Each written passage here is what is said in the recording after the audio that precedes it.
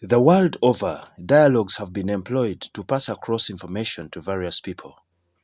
But in Uganda's districts of Bukeddea, Busia, and Tororo, community dialogues are employed during health services outreaches.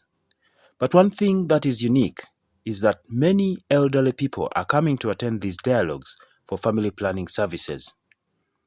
Whereas the district's fertility rates average at 4.6%, with some areas in sub-counties the average higher than the national average birth rates in Uganda. This raises concern, according to Osukuru, sub-county chairperson. There have been a lot of myths surrounding the family planning methods, especially the permanent one. But I know with the involvement of the community leaders, with the politicians, and even we are now bringing cultural leaders and religious leaders on board, we believe our people will respond to this and the women will start embracing this. I am glad with the explanation that the doctors have given, because that has been also what has been scaring a number of them. So I believe the women are going to turn up on top of those who have been turning up. This is also the same in Busia district, where the Busitema sub-county chairperson raised a red flag. One is that health is very paramount. And once you get any information or anybody giving you viable information about your health or health in the community, please, I'm really very happy that you people have come to listen to this team. And this is going, we are now like ambassadors. From here, you'll also go and do what? And tell the rest. After the elders and leadership raising the flag, men and women of various age groups have embraced family planning services offered by the Reproductive Health Uganda Bergstrom Project that was put up to break barriers to access to family planning services. A husband or a man may need the few children that he has made to remain with him.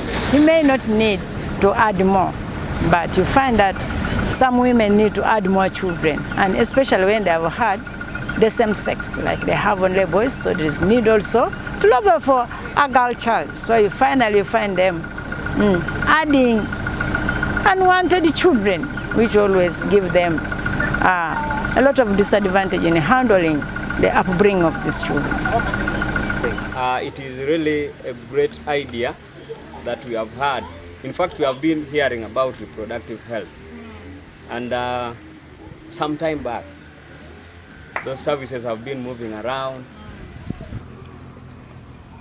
Like 2 years, I didn't again see any blood coming out like monthly periods. Then I stopped there. And this is my life, I'm still continuing life.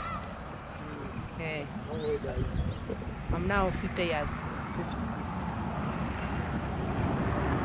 Dr. Betty Isiko, Bergstrom Project Coordinator, says several men and women have embraced the information and services offered by Reproductive Health Uganda under the Bergstrom Project in the 3 districts. Do these methods on those women that are slightly older. We don't do it on a young girl who's 24, 25. We also counsel them first to really make sure you're not emotional because you quarreled with your husband. Now you want to come and cut the tubes. But we also have the men. We cut men's tubes as well. And I think this is where we're going to focus a lot of our attention. I'm trying to give us a preamble so that when I call our leaders to come and address, you have like starting points, talking points. We also have the tubes for the men that we cut. And as we cut these tubes for men, just like the women, you still stay a man in the bedroom. The only difference is you do not make your wife pregnant. So I usually get these clients coming to me there at Municipal Council. Someone comes, is 56 years old, he has 2 wives, he has 14 children. The bills are very much. Dr. Simon Lubugolobi, a medical professional but also manager technical services, believes that many family planning services by choice can help reduce the unplanned child burden in the 3 districts. Family planning, many times, the wrong perception that we have is family planning is producing few children. That is not the case. Family planning means knowing when to get pregnant, what is the space between each child, how many children should we give birth to, okay, so that we can enjoy issues related to sexuality, okay. So because when the woman is pregnant, sometimes maybe you cannot enjoy your sexual related affairs, okay. When she's sick, when she's weak, she cannot contribute to tilling in the garden, okay. So that is why we want this woman and the man to have some ample time between one pregnancy to another, between one child to another, okay. And like Dr. Betty said, we have many ways we can regulate how many children we should have, what is the interval between one child to another. She talked about using pills, she talked about using capsules, injections, okay, but she concluded by talking about the permanent methods. The Reproductive Health Uganda Bergstrom Project runs for 3 years and targets people for long-acting contraceptives and permanent methods of family planning.